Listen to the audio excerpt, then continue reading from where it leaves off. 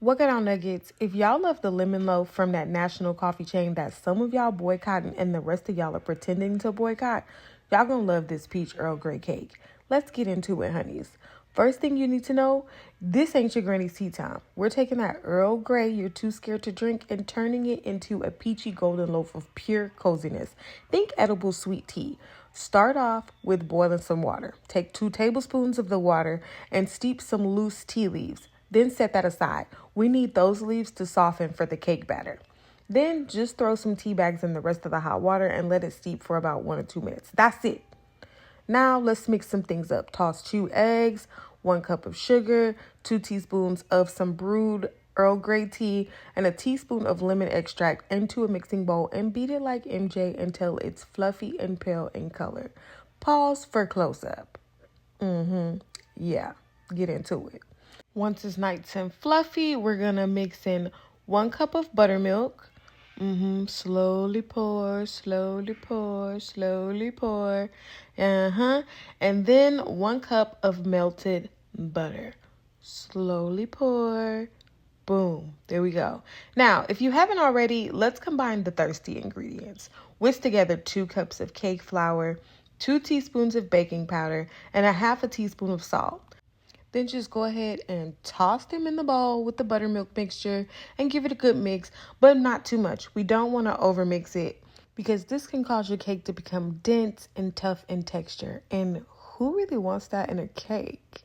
Now I'm only going to let the flour mix in for a little bit of time. I'm not going to wait until it's all the way mixed in just to avoid overmixing. And I'm just going to throw those peaches in and also those steeped tea leaves.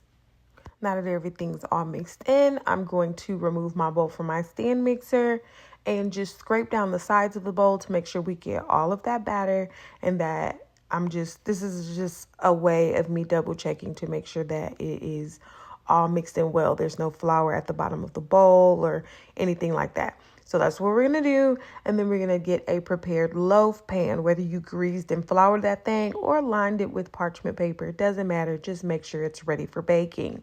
Pour your cake batter into it. Make sure it's evenly leveled for consistent baking. You don't want one side to be loosey-goosey and the other side to be drier than your ends. Get all that batter about that bowl, okay, honey? Get you a nice little rubber spatula and scrape that bowl down. We want all of that goodness into the pan. Don't worry about what I left in the bowl, okay? It's edited. Then just pop that baby in an oven that is 350 degrees Fahrenheit and bake it for 40 to 45 minutes. Check the doneness of your cake with a toothpick or a skewer. Don't look for it to come out completely clean because in all honesty, to me, sometimes that means your cake is dry. If a little bit of crumbs still stick to the toothpick, then you're good to go. Just make sure it isn't wet cake batter. Go ahead and set your cake aside and get started on your glaze. Grab 1.5 cups of powdered sugar, 1 tablespoon of lemon juice, and 1 tablespoon of some Earl Grey tea, brewed, obviously. More or less depending on your desired consistency. Now, let's lather that baby up, okay? Pour the glaze over the top of the cake. Please make sure your cake is completely cooled. If you needed to wash those dishes while you waited for that cake to cool, now is the time to go ahead and do that. Now, gently spread it out and completely cover the top of the cake. I'm just gonna drizzle this over the top just to kind of make sure I'm getting an even layer, which is why I'm doing it like this, but you can go straight into spooning if you want. And then I'm just gonna spread it out so that it can cover the cake completely. Now I'm going to go ahead and let that set for about a minute or 2. Garnish with some fresh thinly sliced peaches if you're into that kind of thing. And boom, there you go. Edible sweet tea. Dig in and enjoy that thing.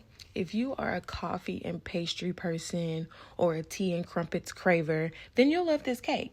Perfect to have whether sipping on a cappuccino or a freshly brewed cup of tea. It satisfies those sugar cravings without being too sweet. Just a perfect balance. Now I'm going to go on ahead and let y'all go so I can eat the rest of this cake judgment free.